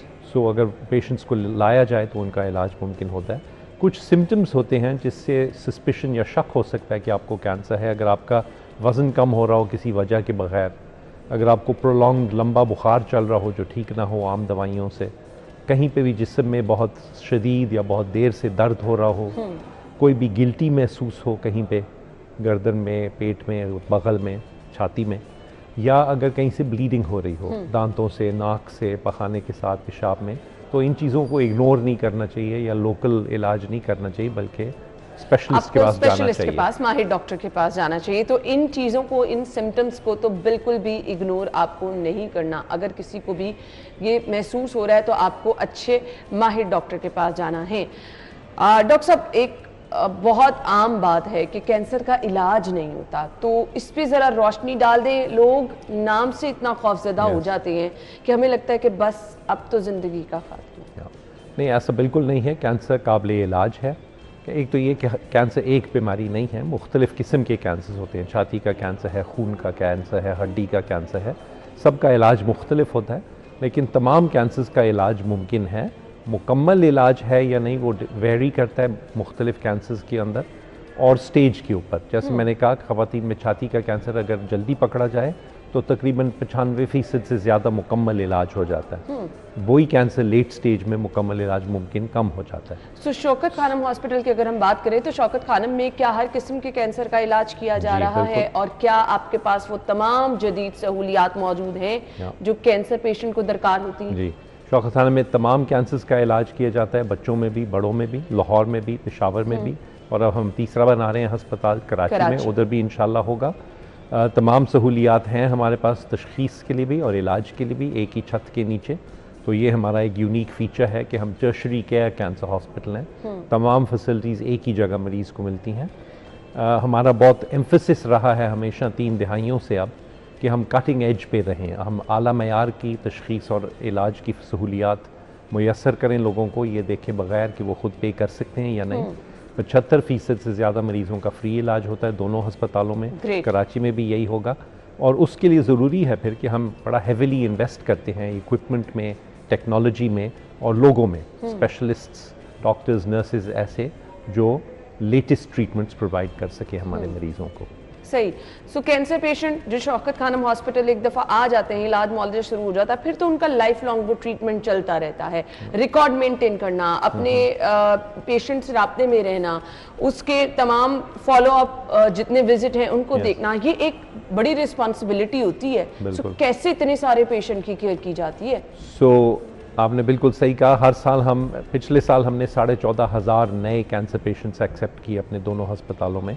उसके अलावा 30,000 मरीज़ ऐसे होते हैं जो फॉलो अप में होते हैं। कैंसर का एक्टिव ट्रीटमेंट 6 महीने से साल चलता है और उसके बाद बड़ों में 5 साल तक वो बाकायदगी से वापस आते हैं, डॉक्टर्स देखते हैं उनको, स्कैन होते हैं, टेस्ट होते हैं। अगर आपका इनिशियल कैंसर का इलाज फ्री हुआ है, जो कि 75% में होता है, तो फिर वो तमाम 5 साल के जो टेस्ट्स होते हैं उसके बाद वो भी फ्री किए जाते हैं। और बच्चों में 10 साल तक होता है। सो हमारा इलेक्ट्रॉनिक मेडिकल रिकॉर्ड सिस्टम है, इंटायरली कंप्यूटर बेस्ड है, कोई कागज़ नहीं इस्तेमाल होते हैं, फाइल वगैरह नोट्स नहीं बनते उस तरह, सब कंप्यूटर में जाता है। वही सिस्टम हमारी तमाम फैसिलिटीज़ में मुल्क भर में चलता है। हमारे लाहौर और पेशावर के अलावा कराची में भी डायग्नोस्टिक सेंटर्स भी हैं, लाहौर और कराची में। हमारे वॉक इन क्लिनिक्स हैं मुल्क भर में, पेशावर में, लाहौर में, कराची में, और हमारे लेबॉरेटरी के कलेक्शन सेंटर हैं, तमाम में वही सिस्टम चलता है। अमूमी तौर पर तासुर ये होता है कि कैंसर का इलाज बहुत महंगा है। सो इस पे रोशनी डाल दें कि अगर फ्री इलाज किया जा रहा है तो ये शौकत खानम अस्पताल की कितनी बड़ी रिस्पॉन्सिबिलिटी है कि एक पेशेंट जिसका आपने इलाज मुआवजा शुरू कर दिया, बस फिर उसको छोड़ना नहीं। बिल्कुल। बिल्कुल आपने सही कहा, कैंसर का इलाज बहुत महंगा है और ख़ास तौर पे ज़्यादा महंगा हो जाता है जब मरीज़ लेट स्टेज पे आए। अर्ली स्टेज में आए तो इम्कान मुकम्मल इलाज का भी ज़्यादा है और वो अमूमन सस्ता भी होता है। इस वक्त हमारा ब्रेस्ट कैंसर या छाती का कैंसर जो कॉमनेस्ट कैंसर है, उस पर तकरीबन 12.5 लाख रुपए लगते हैं एक मरीज़ पे, और तकरीबन 4 से 5 हज़ार हम नए कैंसर लेते हैं हर साल, सिर्फ छाती के कैंसर, और 75% से ज़ायद बिल्कुल फ्री ट्रीट होते हैं। खून का कैंसर जैसे अगर एक और एग्जांपल लें तो वो 25 से 30 लाख का खर्चा है, और अगर उसी मरीज़ का बोन मैरो ट्रांसप्लांट करना पड़े, एक मरीज़ का अगर बोन मैरो ट्रांसप्लांट करना पड़े तो वो डबल हो जाता है, 60 लाख तक जाता है, वो भी बिल्कुल फ्री किया जाता है। तो डॉक्टर साहब, ये तमाम, मैं तो इसको कार खैर कहूँगी, नो डाउट कि आज के दौर में एक पेशेंट के ऊपर इतने पैसे लगा देना बहुत बड़ा इकदाम है। सो किस तरह से किया जाता है? क्या मुखैर हजरात इसमें बढ़ चढ़ कर हिस्सा लेते हैं? फंड्स कलेक्शन करना नो डाउट ये भी एक बहुत बड़ा काम है, और इसको शफाफियत के साथ करना, जिसमें शौकत खानम का नाम हमेशा हमने सर फहरिस्त देखा। सो इसका क्या तरीक़ेकार? इस साल का हमारा बजट 38 अरब रुपए है, जिसमें से इंशाल्लाह हमारा टारगेट है कि 11 अरब रुपए ज़कात में इकट्ठा होगा, और रमज़ान आने वाला है, तो रमज़ान में ही ज़्यादा लोग ज़कात देते हैं। तो मैं अपील भी करता हूँ आपके व्यूअर्स को कि वो दिल खोल के शौकत खानम को सपोर्ट करें, ज़कात दें। 12 अरब रुपए हमारा नॉन ज़कात, ज़कात के अलावा जो डोनेशंस देते हैं लोग सारा साल, सदका वगैरह, वो टारगेट है। फिर 11 अरब रुपए हम अपने रेवेन्यू से कलेक्ट करते हैं, जो कि ज़्यादातर जो लेबॉरेटरी के कलेक्शन सेंटर्स हैं वो 180 के करीब है मुल्क भर में। वहाँ कोई भी जाके पेमेंट करके तो अपने लैब टेस्ट करा सकता है, ये जानते हुए कि आला मयार का उनको टेस्ट मिलेगा, एंड ऑल्सो कि उसका जो मुनाफा है उससे वो अपना हिस्सा डाल रहे हैं किसी मुस्तहिक मरीज़ के इलाज में। ग्रेट। ज़कात देने के बहुत सारे तरीके हैं। आप ऑनलाइन दे सकते हैं, हमारी वेबसाइट से अपनी बैंकिंग ऐप खोल के वहाँ से शौकत खानम को सिलेक्ट करके दे सकते हैं। 0800 11 पे फ़ोन करें तो हमारे रिप्रेजेंटेटिव्स आके आपसे ख़ुद कलेक्ट करेंगे और आपको रसीद देंगे। अगर आप चेक देना चाहते हैं या कैश देना चाहते हैं तो किसी भी बैंक के ब्रांच में जाके, हमारे सारे बैंक्स में अकाउंट्स हैं, वहाँ दे सकते हैं। तो मुख्तलिफ़ तरीके हैं। QR कोड है हमारी वेबसाइट पे या हमारे इश्तिहारात में, उसको स्कैन करें तो उससे भी दिया जा सकता है। और हमारी वेबसाइट पे अब ज़कात कैलकुलेटर भी है, तो अगर आप वहाँ जाएं तो वो एग्जैक्टली आपको, आप अपनी इनकम और सारे एसेट्स वगैरह लिखें तो वो आपको सारी डिटेल्स बता देगा कि आपकी कितनी ज़कात बनती है, और उधर से ही आप डायरेक्टली शौकत खानम को डोनेट कर सकते हैं। चलिए जी, दैट्स रियली ग्रेट। और मेरे ख्याल से सब लोगों को इस कार्य खैर में बढ़ चढ़ कर हिस्सा लेना चाहिए। जब आप इतना बड़ा सिस्टम चला रहे होते हैं ना, तो नो डाउट चैलेंजेस भी होते हैं। सो क्या क्या चैलेंजेस हैं जिनका आपको सामना है? एक तो चैलेंज हमने डिस्कस किया कि मरीज़ बहुत एडवांस स्टेज पे आते हैं, सो विच मेक्स द ट्रीटमेंट ज़्यादा मुश्किल हो जाती है। बट अगर बाकी हम चैलेंजेस देखें कि एक तो मरीज़ बहुत ज़्यादा हैं, हम उतने मरीज़ों को ट्रीट नहीं कर पाते जितने आते हैं, और वो इसीलिए है क्योंकि बहुत ज़्यादा हैं, इसीलिए हमने लाहौर के बाद दूसरा हस्पताल पेशावर में खोला, और अब तीसरा और सबसे बड़ा हस्पताल कराची में खोल रहे हैं। वो लाहौर से दुगना है, अच्छा, साइज़ में भी और सहूलियात में भी। That's really उसका great. ग्रे स्ट्रक्चर बन चुका है और इंशाल्लाह 2-2.5 साल तक तो वो मुकम्मल तमाम हो जाएगा। सहूलियात जो लाहौर में है उसी तरह से पेशावर में बिल्कुल, भी है, वो तमाम machinery state of the art Correct. सहूलियात कराची में भी है, बिल्कुल। तीनों में इक्वली है। पेशावर में तमाम वही सहूलियात हैं जो लाहौर में हैं, वो इंडिपेंडेंटली फंक्शन करता है। कराची भी बिल्कुल इसी तरह, और वहाँ पे भी इंशाल्लाह 75% से ज़ायद फ्री इलाज किया जाएगा। सो डॉक्टर साहब, कुछ ऐसा भी है कि लाहौर के पेशेंट को ही यहाँ से टैकल किया जाता है कि दूसरे शहरों से भी आके शौकत खाने में लोग इलाज पूरे करते मुल्क से आते हैं जी, ठीक पूरे है। मुल्क से, और बल्कि अफगानिस्तान से भी आते हैं। ऑब्वियसली जो नॉर्थ वेस्ट KPK से या अफगानिस्तान से आते हैं, प्रेफरेंशली वो पेशावर जाते हैं क्योंकि उनको बिल्कुल। करीब पड़ता है। अगर कोई यहाँ आ जाए तो हम यहाँ पे भी उनको करते हैं, पर हम ऑफर ज़रूर करते हैं कि अगर आप चाहें तो पेशावर जा सकते हैं। पर लाहौर में तो ख़ास तौर पे पूरे सिंध से, बलूचिस्तान से, पूरे पंजाब से, आज़ाद कश्मीर से, हर जगह से आते हैं सही, मरीज़। सही। आपने चैलेंजेस की बात की तो दो और मैं कर दूं। एक तो फंडिंग, ऑब्वियसली Yes. कांस्टेंट हमें चैलेंज है। हमारा तकरीबन 70% से ज़रा कम जो बजट है वो ज़कात और अतियात से आता है, तो हम बहुत डिपेंडेंट हैं लोगों के ऊपर। पर लोगों को यकीन है हमारे ऊपर, इसीलिए No doubt, पिछले 30 yes. साल से हर साल पिछले साल से ज़्यादा ज़कात और अतियात हम इकट्ठी करते हैं, और हर साल पिछले साल से ज़्यादा मुस्तहिक मरीज़ों का फ्री इलाज होता है। फिर मैन पावर या ह्यूमन रिसोर्स जो है वो सबसे मुश्किल है रिक्रूट करना और रिटेन करना आजकल के ज़माने में। ख़ास तौर पे हमारी कोशिश होती है कि बेस्ट डॉक्टर्स, बेस्ट नर्सेज, सारे बेस्ट इन द फील्ड लोगों को हम मैं हायर आपसे करें। पूछने वाली थी कि अस्पताल के अंदर के मामलात पे कुछ रोशनी डाल दें। आपके डॉक्टर्स, आपके नर्सेज, अस्पतालों में सफाई इंतजामात, ये बड़े मैटर करते हैं। बिल्कुल। और हमारी तमाम जो प्रोसेसेस हैं, क्लिनिकल, फाइनेंशियल, बाकी नॉन क्लिनिकल, एक तो हमारा फाइनेंशियल ऑडिट होता है हर साल। 1989 से हमारे ऑडिटेड अकाउंट्स 36 साल के हमारी वेबसाइट पे अवेलेबल हैं, कोई भी देखना चाहे तो। फिर हमारी जॉइंट कमीशन एक्रेडिटेशन है। जॉइंट कमीशन एक यूनाइटेड स्टेट्स की ऑर्गेनाइजेशन है जो वहाँ के हस्पतालों को एक्रेडिट करती है। वही उन्हीं स्टैंडर्ड्स पे वो ओवरसीज़ हॉस्पिटल्स को भी करते हैं, और हम वाहिद हस्पताल ऑर्गेनाइजेशन है पाकिस्तान में जिसके पास जॉइंट कमीशन की एंटरप्राइज एक्रेडिटेशन है। उन्होंने हमारी तमाम फैसिलिटीज़ का ऑडिट करके हमें अप्रूव किया हुआ है और अप्रूवल दी हुई है, एक्रेडिटेशन दी हुई है। सो ये भी दिखाता है कि हमारे तमाम जो प्रोसेसेस हैं, सिस्टम्स हैं, वो आला मयार के हैं। हम सिर्फ हम नहीं कहते, दूसरों ने वेरीफाई भी किया हुआ है। सही, ग्रेट। डॉक्टर साहब, एक चीज़ तो मैं अक्सर ही लोगों से सुनती हूँ, बल्कि बहुत सारे लोग इसको अप्रिशिएट भी करते हैं कि VIP कल्चर का तो बिल्कुल खात्मा किया गया है यहाँ पर। तो मुझे ये बताइए, आपके पास जो हाई प्रोफाइल केसेस आते हैं, VIP आते हैं, उनको किस तरह से फिर कैटर करते हैं? क्या उनको ना है? नहीं, बिल्कुल ना नहीं, वो बिल्कुल आते हैं। वो उन्हीं जगहों, उन्हीं वेटिंग रूम्स में बैठते हैं जहाँ सारे मरीज़ बैठते हैं, उन्हीं डॉक्टर्स को दिखाते हैं। सिस्टम हमारा एक ही है, हमारे लिए सब मरीज़ VIP हैं। 20% के करीब मरीज़ पे करते हैं अपनी केयर के लिए, 75 से 80% बिल्कुल फ्री ट्रीट किए जाते हैं। कोई फ़र्क नहीं किया जाता, तमाम सहूलियात एक जैसी मिलती हैं।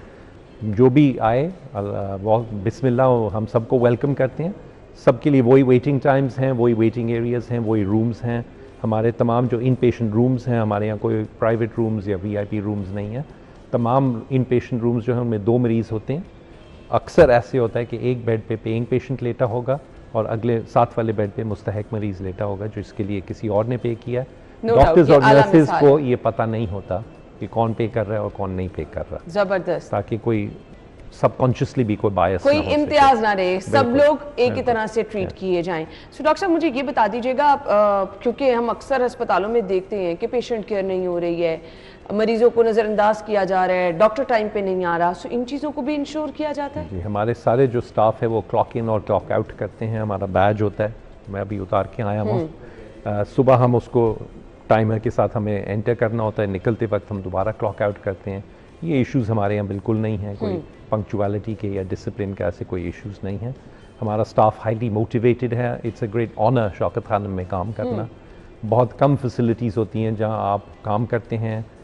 75% से ज़्यादा मरीज़ फ्री इलाज होता है उनका, आला मयार का इलाज होता है। मरीज़ आखिर में आपको दुआ भी देता है और शुक्रिया भी कहता है, और यही मेरे ख्याल से सबसे बड़ी yes, बात होती है। absolutely. सो डॉक्टर साहब, हमेशा होता है ना कि आपकी प्रायोरिटी में कुछ मरीज रहते हैं कि इनका इलाज जो है वो सबसे पहले होना चाहिए। सो क्या शौकत खानम की लिस्ट में भी ऐसे मरीज होते हैं जिनको आप समझ लेते हैं कि जी ये इलाज के ज्यादा मुस्तहिक है, इनको इलाज इनकी प्रायोरिटी भी होना चाहिए? जनरली जैसे मैंने कहा वेटिंग टाइम्स वगैरह सब एक जैसे होते हैं मरीज़ों के, लेकिन अगर कोई रश हो या शॉर्टेज हो अपॉइंटमेंट्स की या किसी भी चीज़ की, टाइम नहीं मिल रहा किसी चीज़ का, तो उस मरीज़ को प्रेफरेंशली टाइम दिया जाता है जो सपोर्टेड पेशेंट होता है, जिसका फ्री इलाज हो रहा होता है। क्योंकि हमारा व्यू ये है कि उसका हम ऑलरेडी पेमेंट ले चुके हैं।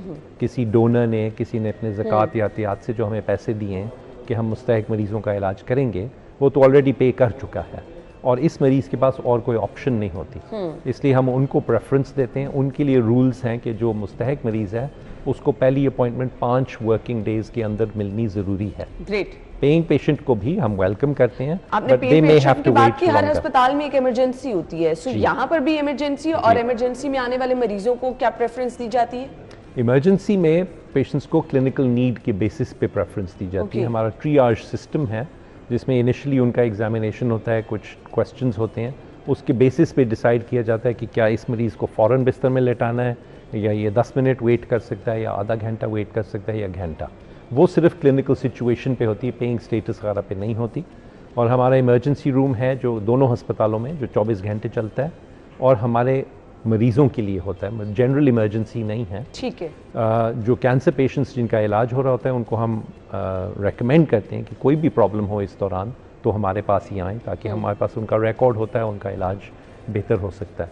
अस्पताल के बाहर अगर खुदा न खास्ता कोई एक्सीडेंट हो जाए, कुछ हो जाए, वो आ जाएं तो उनको भी हम ट्रीट करते हैं, स्टेबलाइज करते हैं और फिर कहीं और ट्रांसफ़र करते हैं। मैसेज क्या होगा डॉक्टर साहब देखने वालों के? मैसेज ये होगा कि 30 साल से दोनों अस्पताल आपकी सपोर्ट की वजह से चल रहे हैं, आपके डोनर्स की, आपके चैनल्स की, बहुत सारे मीडिया के लोगों की वजह से। तो हम यही रिक्वेस्ट करेंगे कि रमज़ान आ रहा है तो दिल खोल के शौकत खानम को याद रखें, हमारे मरीज़ों को याद रखें और हमें ज़कात और एहतियात रमज़ान में भी और सारा साल देते रहें, ताकि ये जो सिलसिला है 75% से ज़्यादा फ्री ट्रीटमेंट का लाहौर पेशावर में ये जारी रहे। हर साल पिछले साल से ज़्यादा मरीज़ों का फ्री इलाज हो सके और कराची प्रोजेक्ट जो है हमारा, वो मुस्तहिक मरीज़ों का वहाँ पे भी इलाज इंशाल्लाह। और मेरे ख्याल से आपकी पूरी टीम इसमें जितनी स्ट्रगल कर रही है, तो हम दुआ गो हैं कि अल्लाह ताला इसमें आपके लिए आसानियाँ भी पैदा करे और मज़ीद लोग जो हैं, मज़ीद मुखय्यर हज़रात इस रमज़ान बढ़ चढ़ कर हिस्सा लें। नाज़रीन, आपकी वजह से अगर किसी की ज़िंदगी बच जाती है तो मेरे ख्याल से इससे बड़ा कोई काम नहीं हो सकता। तो कोशिश कीजिए इस रमज़ान आप बढ़ चढ़ कर इस कार्य खैर में हिस्सा लें। Thank you so much and good luck. बहुत बहुत शुक्रिया आपके वक्त के लिए। हम ब्रेक के बाद आपको ज्वाइन करेंगे जी।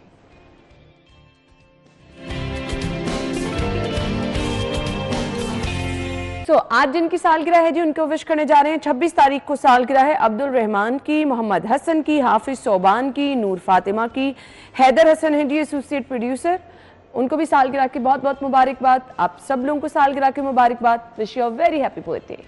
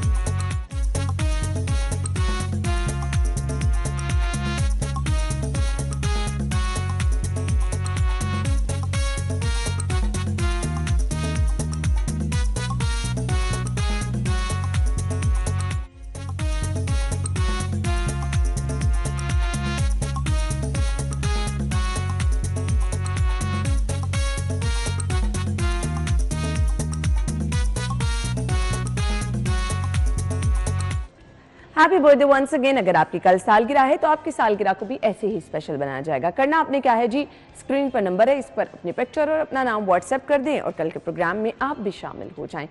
अब सेगमेंट है जी आज के भाव।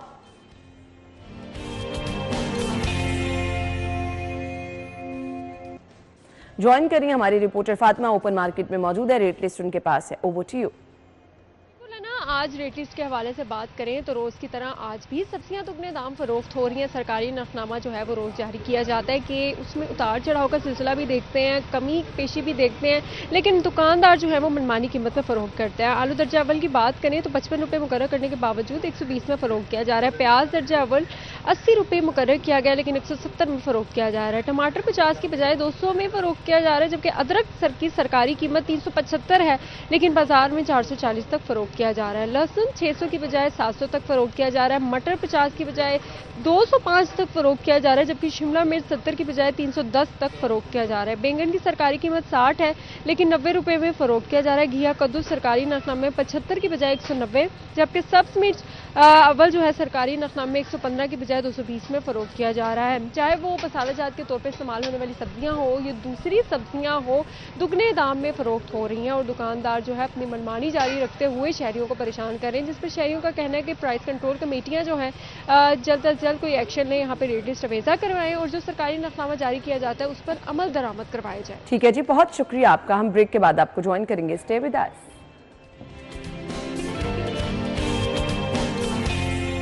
स्टूडियो में आपको एक बार फिर से खुश आमदीद कहेंगे। नाज़रीन, अगर आपके अंदर हिम्मत है, अगर आपके अंदर हौसला है और अगर आपके अंदर कुछ करने की लगन है तो यकीन मानिए जिंदगी में कोई भी मुश्किल, कोई भी माजूरी, कोई भी कठिन रास्ता आपको छोटा नहीं कर सकता, आपको आपकी कामयाबी से पीछे नहीं हटा सकता। हमारी आज के मेहमान हमारी एक बहुत बड़ी मिसाल है जी मोटिवेशन की और कुछ कर दिखाने की लगन की। हमारे आज के मेहमान का जब मैं तारुफ कराने जा रही हूँ तो मुझे खुद बहुत प्राउड फील हो रहा है।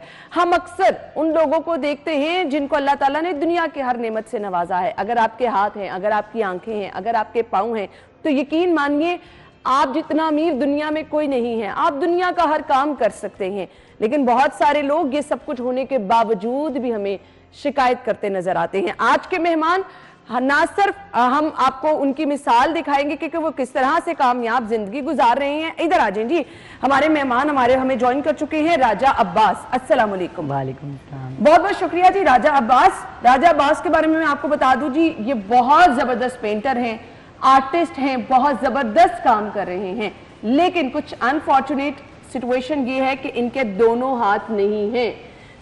दोनों हाथ ना होने के बावजूद ये किसी से कम नहीं है, ये उन पेंटर हजरात से, उन आर्टिस्ट से कम नहीं जो बहुत शानदार काम कर रहे हैं।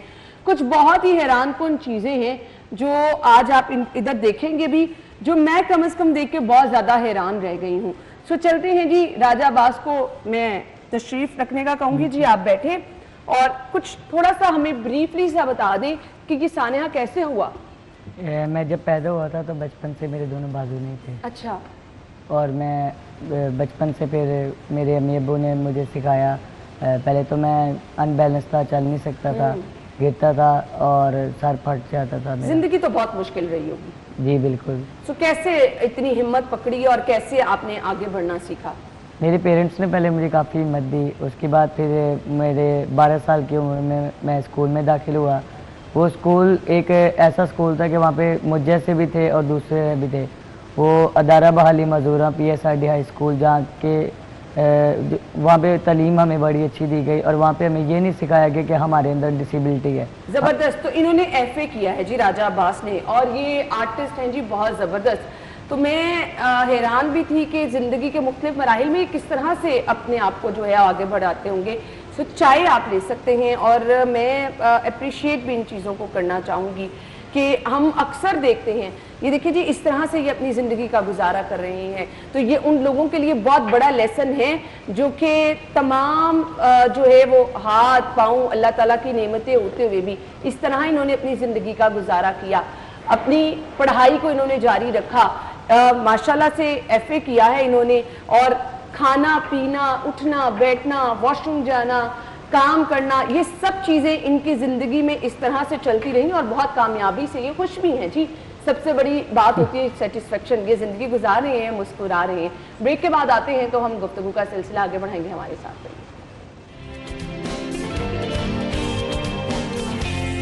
Welcome back. राजा अब्बास हमारे साथ मौजूद हैं। नो डाउट कि बहुत बड़ी मोटिवेशन है, तो मैं इनसे बातें कम करूंगी। ये अपनी ज़िंदगी कैसे गुजारते हैं, लिखते पढ़ते कैसे हैं, ज़रा हमें वो भी लिख के दिखा दें, क्योंकि ये बड़ी ज़रूरी चीज़ें हैं। बहुत सारे लोग हमें जो ज़िंदगी में ना हर वक्त शिकायतें करते नज़र आते हैं। इन्होंने FA किया और इसी तरह से अपने FA के तमाम पेपर पास किए।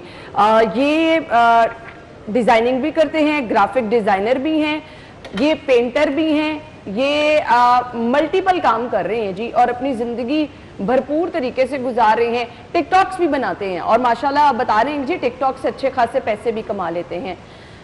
सो आप देखें कितना ज़बरदस्त लिख रहे हैं जी, वाह, मैं घड़ी होके देखना चाहूँगी जी। सो राजा अब्बास, राइटिंग जिस तरह हम स्टार्ट में पाँव से हाथ से लिखना शुरू करते हैं तो मुश्किल होती है। आपने अपना नाम लिखा है तो बड़ा मुश्किल होता है, तो किस तरह ये आपने प्रॉपर प्रैक्टिस ली? नहीं, मुझे बचपन से आदत पड़ गई है, बस आदत पड़ गई हुई है। सही बात है। उन्होंने सिखाया था। पेंटिंग तो बड़ी नफीस तरीके से होती है, इनका काम भी हमने स्क्रीन पे दिखाया, बड़ा जबरदस्त है। तो आप किस तरह से कर लेते हैं? बैठ के भी लिखा जाता है आपसे आराम से? जी जी, बैठ के भी। डिजाइनर भी हैं आप, तो कंप्यूटर पे कैसे काम करते हैं, जरा वो भी हमें करके दिखा दें। जी जरूर। तो ग्राफिक डिजाइनिंग की आपने कहाँ से ली ट्रेनिंग? मैंने मेरे टीचर हैं सैयद तजम्मुल अब्बास काज़मी, वो हमारे घर के पास हैं। मैंने उनको एक दो दफ़ा पम्फलेट बनवाए, तो मैंने उनको देखा कंप्यूटर पे काम कैसे कर रहे हैं, तो मेरा भी दिल किया, शौक़ था मुझे कंप्यूटर चलाने का। तो मैंने टाइपिंग स्पीड, मैंने वहाँ से पहले टाइपिंग टूल किया और अल्हम्दुलिल्लाह से मेरी टाइपिंग स्पीड बहुत फास्ट है। से आपकी टाइपिंग स्पीड भी बहुत ज़बरदस्त है, रियली अप्रिशिएट, बहुत ज़बरदस्त, ग्रेट। तो मुझे ये बताएं कि कब से आप ग्राफिक डिजाइनिंग कर रहे हैं? मुझे तकरीबन 2 साल हो गए। 2 साल हो गए हैं, यानी यहाँ से भी आप पैसे कमा लेते हैं, टिकटॉक से भी आप पैसे कमा लेते हैं। टिकटॉक पे कितना टाइम देते हैं? टिकटॉक लाइव पे बैठना पड़ता है और वहाँ से फिर मुख्तलिफ अपनी एक टीम वर्क बनाना पड़ता है। रात को अगर हम 4 से 5 घंटे बैठें तो बेनिफिट है, हमारी मर्जी हम घंटा भी बैठे हैं, जितना टाइम देंगे उतना बेनिफिट है। सही। सो आप ये देखें कि मल्टीपल काम ये कर रहे हैं। वो लोग जो कि तंदुरुस्त में देखती हूँ एक आधी जॉब करते हैं और थक के बैठे होते हैं, ये टिकटॉक पे भी होते हैं जी, वहाँ से भी पैसे कमा रहे हैं। ये ग्राफिक डिज़ाइनर भी हैं, ये पेंटर भी हैं। सो ये अपनी ज़िंदगी इतने ज़बरदस्त तरीके से गुजार रहे हैं। और आप मुझे ये बताएं कि पूरा दिन बिजी रहते हैं, इस तरह काम ही करते रहते हैं? जी जी, बस अल्लाह का शुक्र है, अल्लाह ने अच्छा मेरा टाइम स्पेंड किया हुआ है। मैं टाइम ही नहीं होता, बिजी रहता हूँ। और मैं देखने वालों से ये कहूँगा कि मेरी आईडी ज़रूर विजिट करें, राजा अब्बास 526। आप मोटिवेशन है। हम तो बिल्कुल ये कहते हैं कि वो लोग जो कि अपनी ज़िंदगी में कुछ खास मकाम रखते हैं, अपने आप को मनवा के दिखाते हैं, तो हमारे मेहमान आज की मिसाल। और सबसे बड़ी चीज़ ये जो आपके चेहरे पे मुस्कुराहट है ना, यकीन मानेंगे बहुत बड़ी चीज़ है कि आप किसी से शिकवा नहीं करते हैं, आप अल्लाह ताला से शिकवा नहीं करते हैं। जब अल्लाह ताला ने मैम बनाया है तो फिर अल्लाह ताला से हम शिकवा क्यों करें? और अल्लाह ताला का हर हाल में शुक्र अदा करना। बेशक अल्लाह ताला के हर काम में मसलहत है, तो अल्लाह ताला आपको इसी तरह से कामयाब करे, आपकी जिंदगी में मजीद आसानियां हो और आप मजीद कामयाब हो। बहुत बहुत शुक्रिया आपके वक्त के लिए। नाज़रीन, आप अपना ख्याल रखिएगा, आपसे कल मुलाकात होगी। अल्लाह हाफ़िज़।